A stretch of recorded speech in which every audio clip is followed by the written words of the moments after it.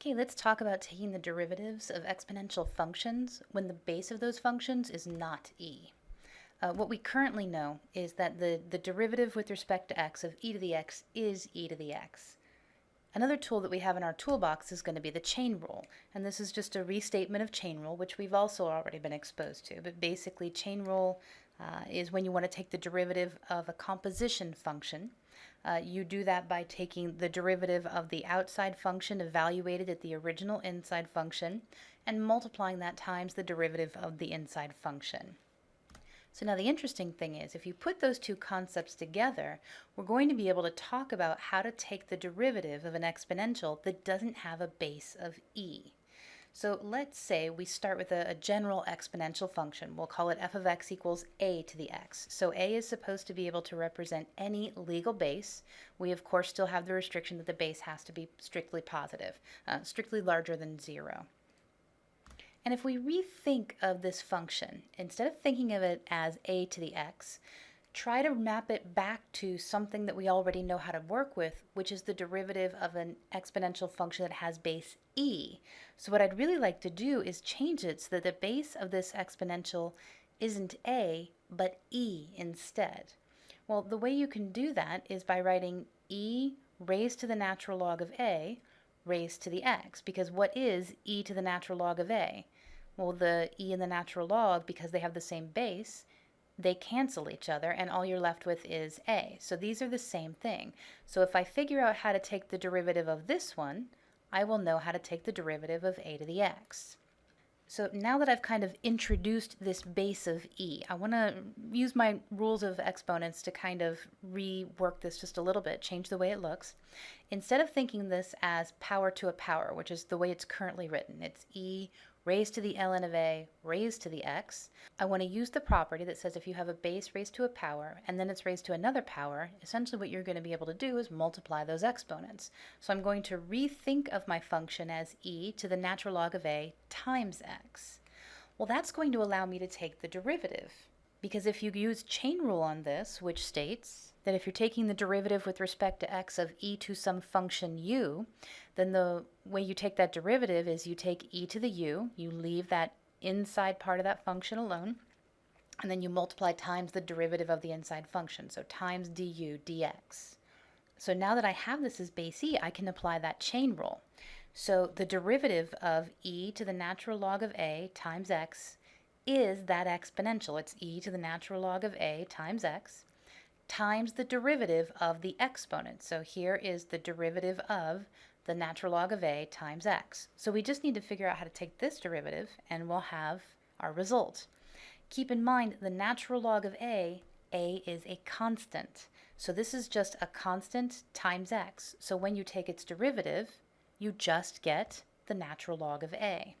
So that tells me that for the function f of x equals a to the x, then my derivative will be e to the natural log of a times x times the natural log of a.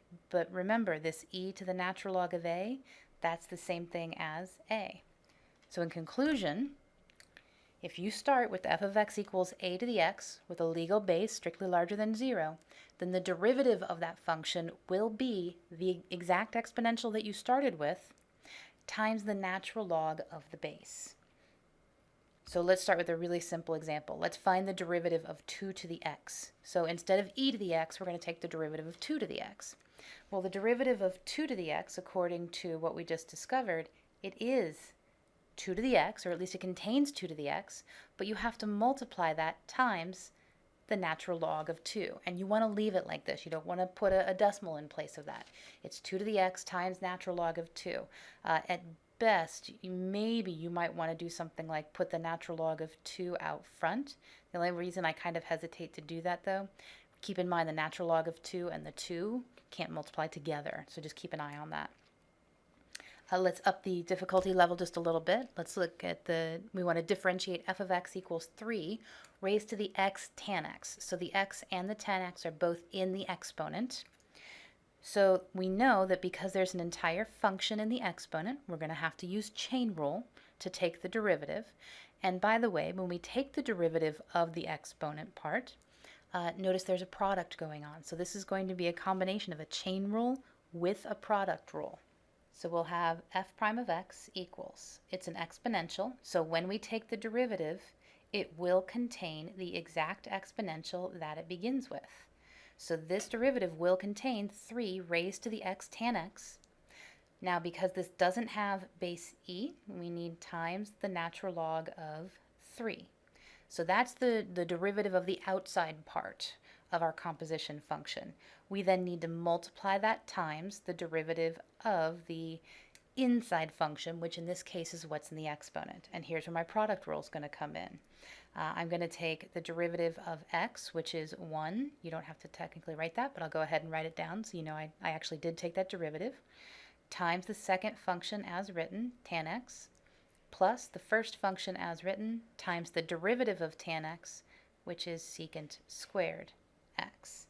And that's your derivative. Again, you can change the way it looks a little bit if you'd really like to, but you don't really have to. But you can do things like, pull the ln 3 out. We'll have 3 to the x tan x.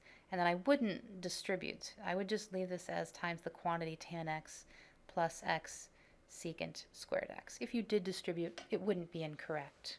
So the other thing to keep in mind is that this applies even for e to the x. I mean, if I use this same rule and say, no, I want to talk about e to the x, great. All that is the exponential you start with, which is e to the x, times the natural log of the base. But the trick is, what is the natural log of e? Well, because the base of the log is the same as what you're taking the log of, that's just 1. So there's the other way to show, once you have this rule, that the derivative of e to the x is e to the x. So this applies for all the exponentials regardless of the base.